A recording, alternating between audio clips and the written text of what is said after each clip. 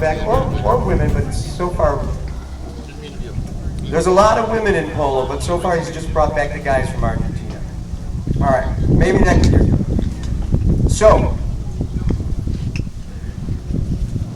Nachi and Santos are going to demonstrate a couple of things for us. And the first thing we're going to have to demonstrate is what Tiffany was talking to our folks at the ski club about, and I'm sure that Jimmy was talking to our friends at First Weber about. It's called the line of the ball. It's the most important aspect of the game of polo. Think of it as the solid yellow line in a two-lane highway. You can't cross it in any way as to endanger another horse or player. Santos on the right. Number 3 is going to hit it towards the announcer's booth, and Nachi on the left is going to cross in front of him. And this is going to be slow motion, but it'll be a crossing foul. So you can just demonstrate that for us guys. Nachi on the left in the sky blue comes over, crosses in front at a higher speed. That'd be a definite penalty. Now I want to show you what Nachi could have done that's legal. One of the great offensive and defensive moves is called the hook. You can hook an opponent's mallet with your own mallet as long as they're in the act of swinging. You can't reach underneath, behind, or in front of the horse. All safety-related fouls. Thank you, Nachi. Thank you, Santos. And then the last thing we're going to show right now, and again, these are at trots or a walk. Think about it at a gallop. These horses travel speeds up to 35 miles an hour. It's called a bump or a ride-off. Nachi on the left can ride into Santos, but he has to be shoulder to shoulder, no more than a 45-degree angle. They have to match speeds, and they can jump into each other's saddles. You will see some amazing riding with these guys, all these players today. Nachi and Santos, if you could now just demonstrate, you can ride back and forth, and I'll demonstrate, or you'll demonstrate, and I'll explain the 4 basic shots in polo. The offside is the right side of the horse. You have to play polo right-handed unless you were playing left-handed prior to 1974, and then you qualify under the grandfather clause. Not too many of those people left. It's your basic, most fundamental power stroke. It's your most accurate shot. However, a highly trained player can take the ball on the near side, which is the left side of the horse, and Santos in front of us right now demonstrating that near side. And there's forehand shots and there are backhand shots on both sides. Nachi with a beautiful near side backhand there. Now, these young guys can dice that shot. They can slice the shot. They can frappe that shit away. Okay, they're inserted on wooden dowels. Object, put it between them. It can go as high as the clouds, but has to pass within the extended plane of the uprights. There'll be a goal judge in each goal, their job not to get trampled, okay? And they'll wave the flag over their head if it goes between the goalposts, and they'll wave it low to the ground if it passes over the end line. 4 players per team, kids especially. Keep track of this information because we'll have polo trivia at halftime where you can win high fructose corn syrup treats. I'm not kidding. Okay? This field, 300 yards long by 200 yards wide. You could fit 12 football fields inside this polo field. 6 periods in a regulation outdoor game. 7.5 minutes long. But at 7 minutes, you'll hear the first horn. Within that 30 seconds, if a foul is committed, the ball goes out of bounds, or there's a score, shucker's over. Okay? Two umpires mounted on the field. Rick Warren and Paul McBride will be keeping things in check today. We have a great team here from Des Moines. We always look forward to them. They've been rained out the last 2 times they came up here. We didn't even get to play. They trailer all of their horses and bring their team up here. And so we are so happy, knock on something wooden, that they're getting a chance to play tonight because they got rained out 3 days last year, and the first time they came up this year, they got rained out on a Friday and a Sunday. So, always a great game. Really good friends, the Des Moines Polo Club. Their captain of their team, Mr. David Summers, just does a fabulous job. Real ambassador for polo. After the game, you get to meet the players. Come and hang out with us afterwards. Friday night game's really, really special. Again, we're really happy to have Heidi McKenna and the First Weber Realty from Menominee Falls here, and our friends John Putzedley and the Vagabond Ski Club. I think you guys are going to get a really good look at a good game of polo tonight. Now, for safety, this sideline is burned into the grass here. The horses' play is not restricted to within those parameters. The horses will gallop over those sidelines. If the ball comes into the crowd, you can keep it. If it goes through your windshield, take it home with you. There's a ball sitting there right now, and somebody can go grab that. You got a little souvenir. All right. And after the game, I brought a whole bunch of Sharpies. You can meet the players and you can get your balls signed. It's great, right?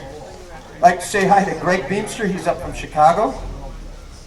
Looks like we're competing with the Chicago club. Okay, looks like our teams are about ready, 4-4 on the south end. Our umpires will bring them front and center.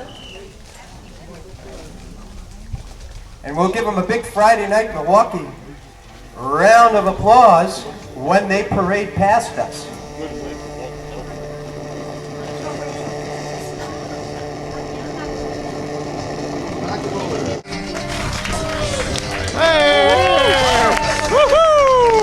And Milwaukee in the red and blue, kicking horse in the white with red piping.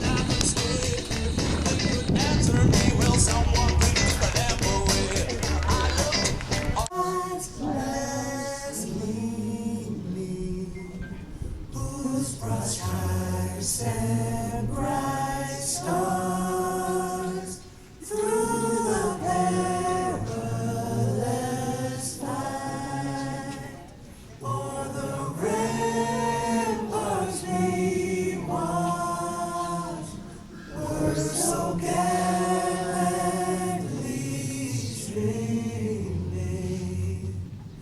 and the rockets red glare, the bombs bursting here and there, gave proof through the night that our flag was still there. Oh, say does that star-spangled banner yet wave o'er the land of the free,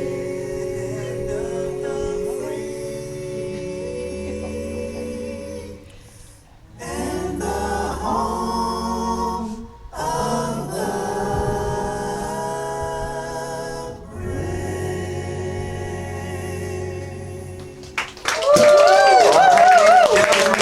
Introducing our guest, this Des Moines team from Des Moines, the Kicking Horse Ranch at the #1 position. A big round of applause to Mr. David Summers. At the #2 position, rated 2 goals, Mr. Louis. Up and hits.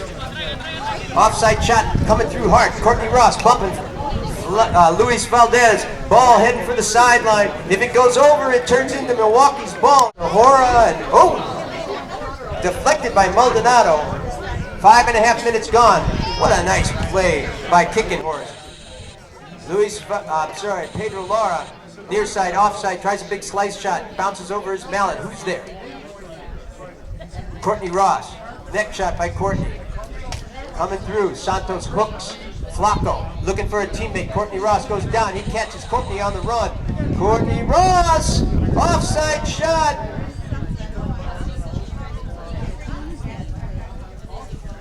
Courtney still on the ball. Being ridden off. I want to say that's Valdez. I'm not positive. 6 minutes. This is a teaching club. We'll get you in. Coming through. Look out!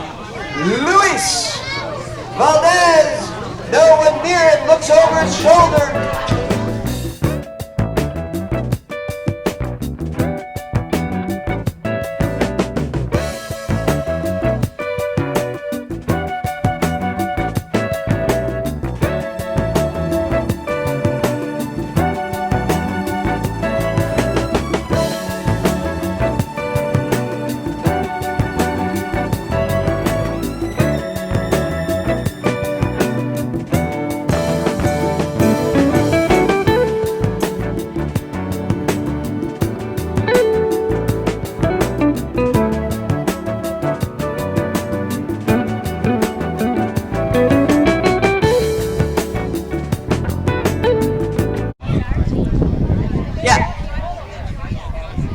Yeah, that's right. 7 minutes. when the first horn blows. Who knows when the second horn blows? Young man in the red. 30 seconds left. Way to go. Way to pay attention. Next question. How many football fields fit inside this polo field? Young lady with the blue. What's 5 times 2? Plus 2. Way to go. You got it. Next question. What are the polo players riding? Young man in the front with the American flag on your shirt. Yes, you.